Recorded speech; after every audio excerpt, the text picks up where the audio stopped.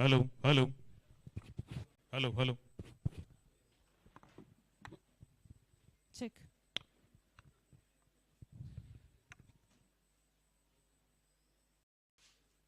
ఇది తప్పదా? మైక్ తప్పదా? మైక్ తప్పదా అన్న?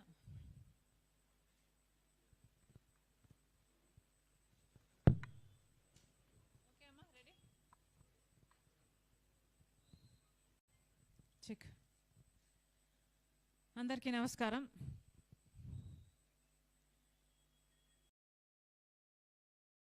ఇప్పుడు ఢిల్లీలో పార్లమెంట్ జరుగుతోంది.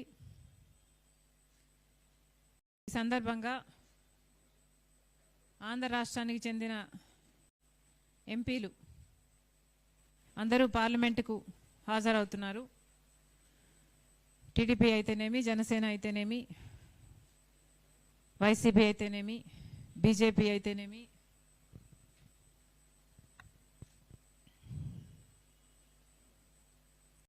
అందరూ కూడా ఎంపీలు పార్లమెంట్ సమావేశాలకు హాజరవుతున్నారు.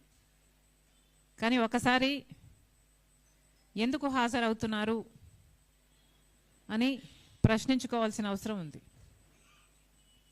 10 సంవత్సరాలు అయిపోయింది ఆంధ్ర రాష్ట్రం ఏర్పడి. 10 సంవత్సరాలుగా కేంద్రం మనకిచ్చిన విభజన హామీలలో ఎన్ని నెరవేర్చుకోగలిగాం? మరి ఇంకా ఎన్ని నెరవేర్చుకోవాల్సి ఉంది? కనీసం ఒక్కటైనా నెరవేర్చుకోగలిగామా? మరి అన్ని విభజన హామీలు పెండింగ్లో పెట్టుకొని ఇంతమంది ఎంపీలు, 25 మంది లోక్సభ ఎంపీలు ఉన్నారు ఆంధ్ర రాష్ట్రానికి సంబంధించి, 11 మంది రాజ్యసభ ఎంపీలు ఉన్నారు ఆంధ్ర రాష్ట్రానికి సంబంధించి. మరి ఇంతమంది ఎంపీలు ఆంధ్ర రాష్ట్రానికి 10 సంవత్సరాలుగా ఉండి కూడా ఏమి సాధించినట్టు? పేరుకు మాత్రమే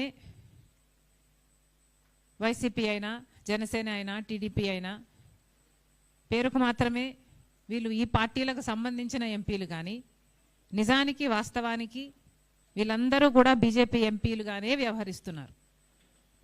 బీజేపీ పార్టీకి ఎక్కడ ఏ బిల్లుకు ఏ మద్దతు ఇవ్వాలన్నా వాళ్ళు ఇంకా అడగక ముందే బీజేపీ పార్టీ వీళ్ళే ముందే మేం సిద్ధం అన్నట్టుగా ప్రతి బిల్లుకు ఆమోదం తెలుపుతున్నారు. అందుకు ప్రతిఫలంగా మన రాష్ట్రానికి సంబంధించి కనీసం విభజన హామీలలో ఏ ఒక్కటైనా మనం ఇప్పటి వరకు అయినా నెరవేర్చుకోగలిగామా? ఎందుకని ఇంతమంది ఎంపీలు ఉండి కూడా ఏ పార్టీకి ఆ పార్టీ వాళ్ళ స్వప్రయోజనాలు చూసుకుంటున్నారు, మోడీ మెప్పు పొందాలని చూస్తున్నారు. ఇన్ ద ప్రాసెస్ ఆంధ్ర రాష్ట్ర ప్రజల ప్రయోజనాలను తాకట్టు పెడుతున్నారు. ఎందుకని? ఆంధ్ర రాష్ట్రానికి సంబంధించి ఇంతమంది ఎంపీలు ఉండి కూడా 10 సంవత్సరాలు అయింది మన రాష్ట్రం ఏర్పడి, 11 సంవత్సరాలు అయింది యాక్చువల్లీ మన రాష్ట్రం ఏర్పడి. మరి మనం ఏం సాధించుకున్నట్టు? చంద్రబాబు గారు ముఖ్యమంత్రిగా ఉన్నా అదే బీజేపీతో పొత్తు పెట్టుకున్నారు. జగన్మోహన్ రెడ్డి గారు ముఖ్యమంత్రిగా ఉన్నా జగన్మోహన్ రెడ్డి గారు అక్రమ పొత్తు పెట్టుకున్నారు. బహిరంగంగా ఆ పొత్తులు కనిపించినా కనిపించకపోయినా వీళ్ళందరూ కూడా తొత్తులే. బీజేపీ పార్టీకి తొత్తులుగా మారారు. బీజేపీ పార్టీకి ఆంధ్ర రాష్ట్ర ఎంపీలు ఏ పార్టీకి చెందిన వారైనా కూడా ఈరోజు రబ్బర్ స్టాంపుల్లా మారిపోయారు. బీజేపీ చేతిలో కీలు బొమ్మల్లా మారిపోయారు. ఒక్కటంటే ఒక్క విభజన హామీ గురించి కూడా ఒక్క పార్టీకి చెందిన ఒక్క ఎంపీ కూడా మాట్లాడడం లేదు అంటే మీకు ఎందుకు ఓట్లేసినట్టు? ప్రజలు మిమ్మల్ని ఎందుకు గెలిపించినట్టు? మీరు ఢిల్లీ వరకు పార్లమెంటుకు ఎందుకు వెళ్తున్నట్టు? ఎందుకు హాజరవుతున్నట్టు? ఒకసారి ప్రశ్నించుకోవాల్సిన అవసరం ఉంది. ప్రత్యేక హోదా ఎంత ముఖ్యమో మిగతా రాష్ట్రాలకు వచ్చిన రాష్ట్రాలు ప్రత్యేక హోదాతో వేల కొద్ది పరిశ్రమలు వచ్చాయి. మరి ప్రత్యేక హోదా 15 సంవత్సరాలు కావాలని చంద్రబాబు గారు అంటే, మోడీ గారేమో 10 సంవత్సరాలు ఇస్తామని అధికారంలోకి రాకముందు మాటిస్తే, మరి అధికారంలోకి వచ్చి 11 సంవత్సరాలు అయినా మోడీ ప్రధానమంత్రిగా 11 సంవత్సరాలుగా ఉండి కూడా ఇంతవరకు కూడా ప్రత్యేక హోదా మనం సాధించుకోలేదు అంటే మరి ఈయన మోడీ అనాలనా, కేడీ అనాలనా? కేడీ అనడంలో తప్పేముంది? ఆంధ్ర రాష్ట్ర ప్రజలకు నిజంగానే మోసం జరిగిందా లేదా? ఇది వాస్తవం అవునా కాదా? ప్రత్యేక హోదా ఇవ్వమన్నారు, అయినా ఏమీ మాట్లాడలేదు.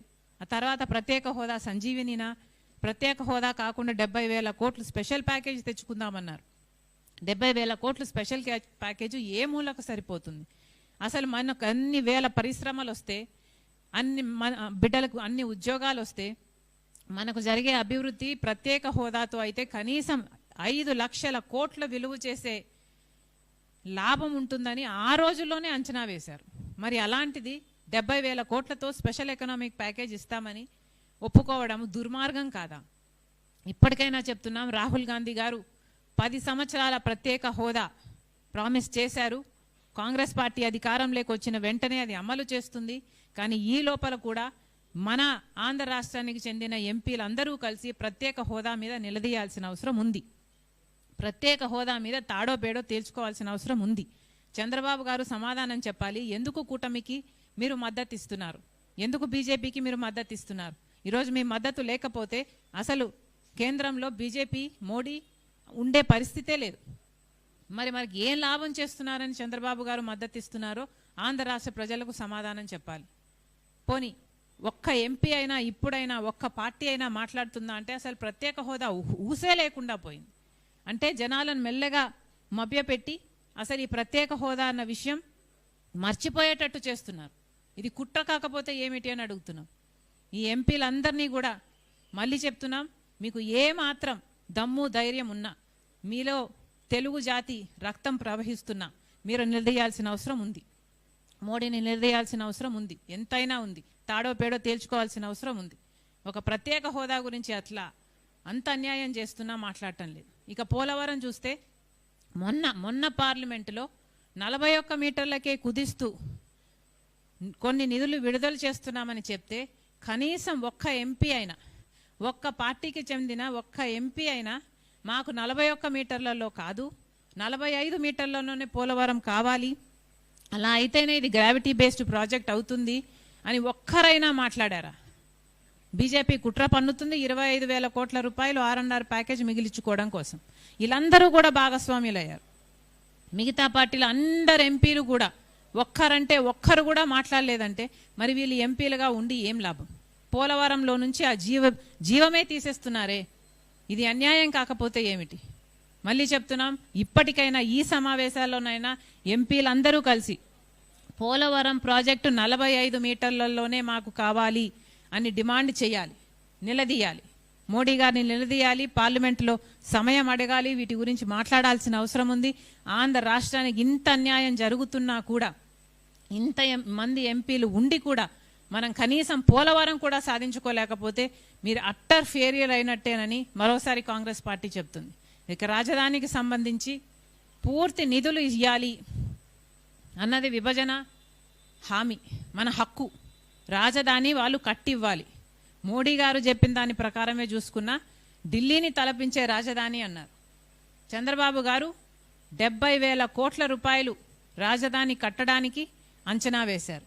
మరి ఇప్పటికీ 31,000 కోట్ల రూపాయలు ఇస్తున్నట్టు, అందులో 15,000 ఏమో గ్రాంటు, మిగతా 16,000 ఏమో అప్పు కింద ఇస్తున్నట్టు ఉంది. మరి మిగతా డబ్బులంతా అప్పు కిందే ఇస్తారా? మరి ఇది ఎక్కడి న్యాయం అని అడుగుతున్నాం. మాకు రాజధాని కట్టియాలి అన్నది మా హక్కు అయితే, మీరు మాకు చేసిన ఒప్పందం అయితే, అది హామీ అయితే, మరి అలాంటప్పుడు మాకు అప్పులు ఎందుకు ఇస్తున్నారు? అప్పులు ఇస్తున్నారు అంటే ఏమిటి అర్థం? మళ్ళీ భావితరాల మీద ఈ అప్పు తీర్చుకోవాల్సిన అవసరం ఉంది, వడ్డీ కట్టాల్సిన అవసరం ఉంది. ఇవన్నీ మాకు అవసరమా? ఆంధ్ర రాష్ట్రం విడిపోయినప్పుడు ఆంధ్ర రాష్ట్ర ప్రజలకు మీరు ఇచ్చిన హక్కు, ఢిల్లీ లాంటి రాజధాని కట్టిస్తామన్నారు, సింగపూర్ అన్నారు, ఇస్తాంబుల్ అన్నారు, పెద్ద పెద్ద మాటలు చెప్పారు. ఎలక్షన్లు వచ్చినప్పుడల్లా పెద్ద పెద్ద మాటలు చెప్పారు. మరి అలాంటప్పుడు ఇప్పుడున్న ఎంపీలు కనీసం మాకు అప్పు కాదు, మాకు నిధులే కావాలి, మాకు నిధులే ఇవ్వాలి అని ఇప్పటికైనా నిలదీస్తారా అని చూస్తున్నారు ఆంధ్ర రాష్ట్ర ప్రజలు. ఈ ఎంపీలు, ఇంతమంది ఎంపీలుండి కనీసం రాజధాని అయినా మనం సాధించుకోలేకపోతే ఇక మనం ఏం సాధించుకున్నట్టు? పక్క రాష్ట్రాలకు అంది ఉన్నాయి. తెలంగాణకు హైదరాబాద్ ఉంది, చెన్నై ఉంది, బెంగళూరు ఉంది, మనకేముంది? ఇప్పటికైనా కూడా ఈ ఎంపీలందరూ కూడా మాకు అప్పులొద్దు, మాకు రాజధానికి నిధులే కావాలి అని ఇప్పటికైనా డిమాండ్ చేయగలరా? వీళ్ళకి ఆ దమ్ముందా? కాంగ్రెస్ పార్టీ ప్రశ్నిస్తుంది. మిగతా విభజన హామీలు అన్నీ కూడా అలాగే ఉన్నాయి. ఒక్కటంటే ఒక్కటి కూడా దుగ్గరాజపట్నం పోర్ట్ అన్నారు, దానికి 8,000 కోట్ల రూపాయలు ఇవ్వాల్సి ఉంది. ఎవరూ మాట్లాడటం లేదు, ఎవరూ అలగడం లేదు. ఇక వాళ్ళు ఇస్తారా? ఆ పోర్ట్ కట్టిస్తారా మనకు? కడప స్టీల్ ఫ్యాక్టరీ ఉంది. కడప స్టీల్ ఫ్యాక్టరీకి సంబంధించి సెయిలులో వినీలం సెయిలే ఒక స్టీల్ ఫ్యాక్టరీ పెట్టాలి అన్నది విభజన హామీ అయితే దాని గురించి ఎవరూ మాట్లాడటం లేదు.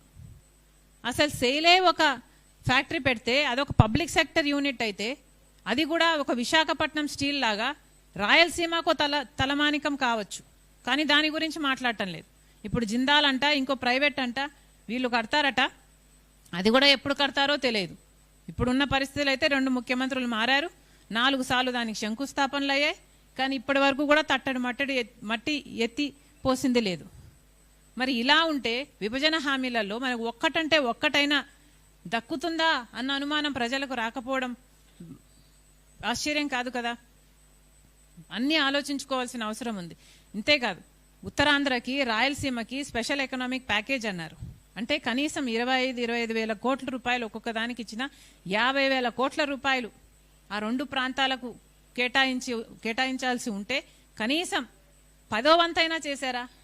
ఇప్పటి వరకు 10 సంవత్సరాలుగా 1,500 కోట్ల రూపాయలు మాత్రమే ఇచ్చారు. మరి ఎప్పుడు సాధించుకోవాలి ఇవన్నీ? చెన్నై విశాఖపట్నం ఇండస్ట్రియల్ జోన్ అన్నారు, దానికి సంబంధించి చూస్తే కనీసం ఒక్క ఇండస్ట్రియల్ కారిడార్ అన్నారు, ఒక్క ఇండస్ట్రీ అయినా వచ్చిందా? రైల్వే జోన్ అన్నారు, అదుగో ఇదిగో అని చెప్తున్నారు.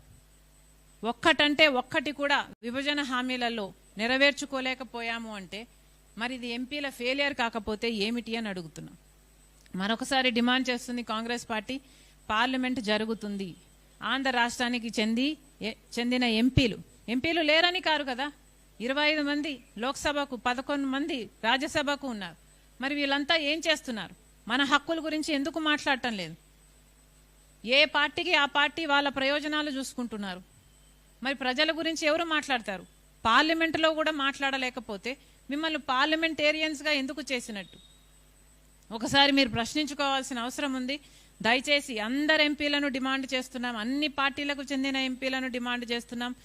ప్రత్యేక హోదాతో సహా విభజన హామీలలో మనకిచ్చిన హామీలు అన్నీ కూడా నెరవేర్చుకోవాల్సిన అవసరం ఉంది. ఈ బాధ్యత పూర్తిగా ఎంపీల మీదనే ఉంది. దయచేసి ఇప్పటికైనా కళ్ళు తెరవండి, ఆంధ్ర రాష్ట్ర ప్రజల పక్షాన మాట్లాడండి, నిలదీయండి. అవసరమైతే తాడో పేడో తేల్చుకోండి, అవసరమైతే సభను స్తంభింపజేయండి. ఏదైనా చేసి ఆంధ్ర రాష్ట్ర ప్రజలకి న్యాయం చేయాలని, మీరు కొట్లాడాలని కాంగ్రెస్ పార్టీ డిమాండ్ చేస్తుంది. ఒక్క నిమిషం అట్లే. Super 6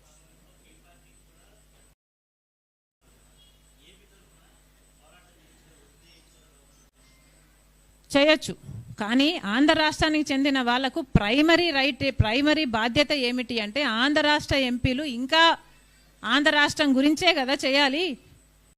it's easier for Andhra రాష్ట్ర AP MPs to talk about AP issues then for other MPs to talk about AP issues. ఇప్పుడు కాంగ్రెస్ పార్టీకి వేరే బలం ఉంది అంటున్నారు, అవును, కానీ ఆ బలం ఎక్కడి నుంచి ఉందండి? కర్ణాటక నుంచి ఉందో, లేకపోతే తమిళనాడు నుంచి ఉందో, లేకపోతే ఇంకో రాష్ట్రం నుంచి ఉందో, ఇంకో రాష్ట్రం నుంచో ఉందో? వాళ్ళు మాట్లాడాలి అని సమయం తీసుకున్నప్పుడు వాళ్ళ రాష్ట్ర ఇష్యూలు మాట్లాడతారా, లేకపోతే మన రాష్ట్ర ఇష్యూలు మాట్లాడతారా? మన రాష్ట్ర ఇష్యూలు మాట్లాడాల్సింది ఎవరండి? మన ఎంపీలు కాదా?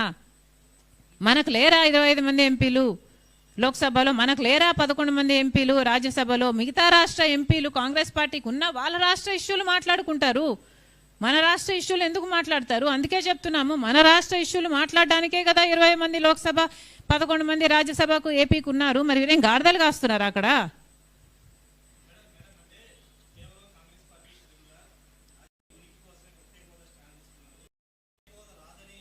ప్రత్యేక హోదా వస్తే నేనేం చేసుకుంటానమ్మా? దాంతో నా నెత్తిన పెట్టుకొని ఊరేగుతానా? నాకేమైనా చేస్తుందా ప్రత్యేక హోదా? ప్రత్యేక హోదా పట్ల చిత్తశుద్ధి ఉన్నది ఒక కాంగ్రెస్ పార్టీకి, అది వాస్తవం. అది చెప్పమనండి, నేను ఒప్పుకుంటా. కానీ ప్రత్యేక హోదా అన్నది అసలు ఊపిరే లేకుండా, దానికి ఊసే లేకుండా మీరు ఎందుకు చేస్తున్నారు? మరి మీరు రాజకీయ ఉనికి కోసము, మీరు సర్వైవ్ కావడం కోసము, మీరు బీజేపీ మెప్పు పొందడం కోసము మీరు ప్రత్యేక హోదాని గోయి తీసి పాతిపెట్టి మళ్ళీ మా మీద అంటారా? సిగ్గుండాలి కదా. అలాగే సూపర్ 6 కూడా కనీసం ఇంతమంది ఎంపీలు ఉన్నారే కనీసం విశాఖపట్నం స్టీల్ అయినా కూడా ఒక్క అష్యూరెన్స్ తెచ్చుకోగలుగుతున్నారా? విశాఖపట్నం స్టీల్ ప్రైవేటైజ్ చేయబోము, విశాఖపట్నం స్టీలుని కాపాడుకోగలము అని ఒక్క అష్యూరెన్స్ అయినా ఈ ఎంపీలు తెచ్చుకోలేకపోతున్నారంటే విభజన హామీలు కొత్తవి తెచ్చుకోవడం కదా దేవుడెరుగు. కనీసం ఉన్న ఆస్తులైనా ఆంధ్ర రాష్ట్రానికి సంబంధించి ఇవైనా కాపాడుకోవాల్సిన బాధ్యత మనకు లేదా? కనీసం విశాఖపట్నం అష్యూరెన్స్ అయినా వీళ్ళందరూ సాధించుకొస్తారేమో అని చూస్తే కనీసం ఒక్కడైనా మాట్లాడుతున్నాడా? ఇంతమంది పార్లమెంటేరియన్స్ ఉండి కూడా విశాఖపట్నం స్టీల్ కావాలి అని పట్టలేరా? ఆంధ్ర రాష్ట్రానికి చెందిన ఎంపీలందరూ లేచి నిలబడి స్తంభించలేరా? విశాఖపట్నం స్టీల్ మీద మాకు అష్యూరెన్స్ కావాలి, పోలవరం 45 మీటర్స్లోనే జరగాలి. ఇవన్నీ ఇంత సింపుల్ అయినప్పుడు వీళ్ళు చేయటం లేదు అంటే వాళ్ళ స్వార్థ రాజకీయాల కోసమే చేయటం లేదు కదా. కనీసం ఈరోజు మనకు యూరియా కావాలండి. యూరియాకి ఇప్పటికి కేంద్రం 50 టన్నులు ఇచ్చినట్టు 50,000 టన్నులు ఇచ్చిందేమో, ఇంకొక 80,000 టన్నులు ఇంకా షార్టేజ్ ఉంది. గత 15 రోజులుగా మన రైతులు అడుగుతూనే ఉన్నారు. కనీసం అదైనా సాధించుకోగలిగారా? కనీసం అదైనా తెచ్చుకోగలిగామా? యూరియా 80,000 టన్నులు కావాలి, అదైనా ఈ ఎంపీల వల్ల చేతనవుతుందా? మరి ఎందుకండి వీళ్ళకు పదవులు? నాలుక గీసుకోవడానికా? దేనికి ఇచ్చినట్టు వీళ్ళకు పదవులు?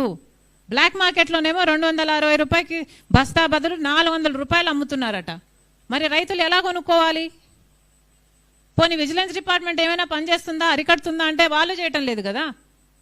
మరి ఎందుకండి వీళ్ళందరికీ పదవులు?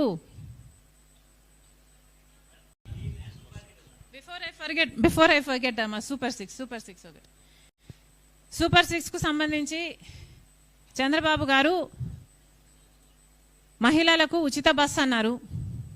మహిళలకు ఉచిత బస్సు అన్నది పక్క రాష్ట్రం తెలంగాణలో అయితేనేమి, కర్ణాటకలో అయితేనేమి కాంగ్రెస్ పార్టీ అమలు చేసి చూపుతుంది. మరి అలాంటి పథకానికి కూడా చంద్రబాబు గారు ఎన్ని సాకులు వెతుక్కుంటున్నారో చూడండి. కనీసం సంవత్సరం అయిపోయింది, ఇప్పటికీ కూడా ఉచిత బస్సు మొదలు కాలేదు. అది ఆగస్టు 15కు చేస్తామంటున్నారు. ఎంత మటుకు అవుతుందో తెలియదు. ఒకవేళ చేసినా కూడా దాంట్లో కూడా మళ్ళీ మహిళలకు సంబంధించి ఇంటర్ డిస్ట్రిక్ట్ అయితే అది కవరేజ్ చేయము అంటున్నారు. మోస్ట్ ఆఫ్ ద విమెన్ 16 లక్షల మంది మహిళలేమో ప్రతిరోజు బస్సులలో ప్రయాణిస్తారు. వాళ్ళందరికీ జీరో టికెట్ ఇవ్వాల్సిన అవసరం ఉంది. ఆ జీరో టికెట్ మీద కూడా మళ్ళీ చంద్రబాబు గారు స్టాంప్ వేసుకుంటారట. కానీ మహిళలు ప్రయాణించేది ఒక జిల్లా నుంచి ఇంకో జిల్లాకు, అంటే విజయవాడ నుంచి గుంటూరుకి వెళ్తే మళ్ళీ డబ్బులు కట్టాలట. ఇది ఎక్కడి న్యాయం అని అడుగుతున్నాం. ఇక ఇచ్చేదేదో మొత్తము ఫ్రీగా ఇవ్వచ్చు కదా, ఇచ్చినట్టన్నా మంచి పేరైనా మీకు వస్తుంది కదా. ఇది చాలా అన్యాయం. సూపర్ 6లో ఇంకొకటి మహిళా శక్తి. ప్రతి మహిళకి 18 ఏళ్ళు నిండిన తర్వాత 1,500 రూపాయలు నెలకిస్తామని చెప్పారు. సంవత్సరానికి 18,000 రూపాయలు ప్రతి మహిళకు ఇస్తామని చెప్తే అది చాలా పెద్ద బడ్జెట్టే. కానీ కనీసం ఆ మాత్రం క్యాలిక్యులేషన్ మీరు చేసుకోలేకపోయారా? ఎన్నికలప్పుడు మీరే కదా ఊదరగొట్టారు, ప్రతి మహిళను మేము శక్తివంతురాలని చేస్తామని. మరి అలాంటప్పుడు ఎంత ఖర్చు అవుతుందో మీకు తెలియదా? ఇప్పుడు రాష్ట్రాన్ని అమ్మేయాలి, ఆ పథకాన్ని అమలు చేయాలంటే అని మీ మంత్రులే మాట్లాడుతున్నారు అంటే, దానికి P4తో లింకు పెడుతున్నారు అంటే మీ అసమర్థతే కదా. P4తో లింకు పెడతాము అని మీరు ఆ రోజు చెప్పలేదు కదా. ఈ రోజేమో P4కేమో దాతలు ఉంటే డబ్బులు వస్తాయి, దాతలు లేకపోతే డబ్బులు రావు. అంటే ఆ పథకం అమలు కాదు. దాదాపు 2 కోట్ల మంది మహిళలకు అమలు కావాల్సిన పథకం కనీసం 1,80,000 మహిళలకైతే అమలు కావాలి కదా. మరి ఇప్పుడు మీరు అన్నిటికీ లింకు పెడుతున్నారు, P4కు లింకు పెడుతున్నారు, రాష్ట్రానికి అమ్ముకోవాలి అని మాట్లాడుతున్నారు అంటే మీకు ఎంత చిత్తశుద్ధి ఉన్నట్టు? మరి సూపర్ 6 సూపర్ ఫ్లాప్ అయిందనక ఏమనాలి? రైతుల విషయానికి అన్నదాత సుఖీభవ అన్నారు.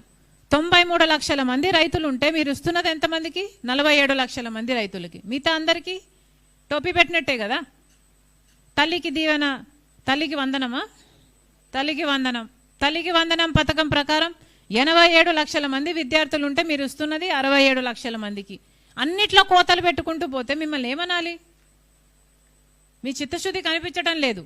మళ్ళీ చెప్తున్నాం, సూపర్ 6 యథావిధిగా మీరు ఎలా మాటిచ్చారో, నిరుద్యోగ భృతి మీరు ఇంతకు ముందు కూడా మాటిచ్చారు. పోయిన ఎలక్షన్లలో 2014లో ముఖ్యమంత్రి అయినప్పుడు కూడా చంద్రబాబు గారు ఇదే మాట ఇచ్చారు, నిరుద్యోగ భృతి ప్రతి నెల ఇస్తామని చెప్పారు. అప్పుడు ఇవ్వలేదు, ఇప్పుడు ఇచ్చేటట్టు కనిపించటం లేదు. మేము ఉద్యోగాలు ఇస్తాము అంటున్నారు. కనీసం 50 లక్షల మంది బిడ్డలు ఉన్నారు ఉద్యోగాలు లేక. కనీసం మీరు ఉద్యోగాలు ఇచ్చే వాళ్ళకి ఎప్పుడు ఇస్తారో తెలియదు. పోనీ 20 లక్షలు ఇస్తారా? ఎంతమందికి ఇస్తారు? ఇంతవరకన్నా మీరు నిరుద్యోగ భృతి ఇవ్వాలి కదా. అటు ఉద్యోగము రాదు, నిరుద్యోగ భృతి రాదు.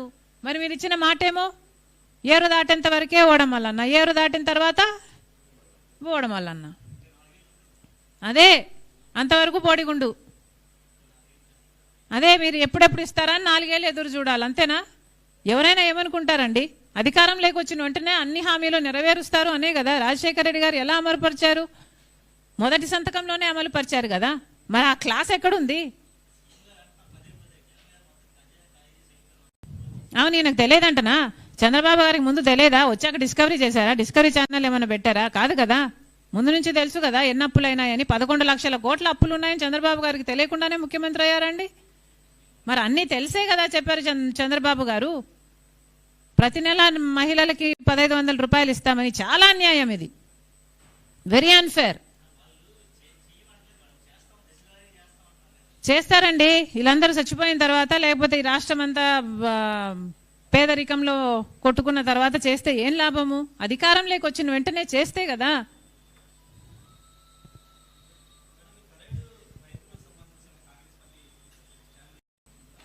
కాంగ్రెస్ పార్టీ రైతుల పక్షమే,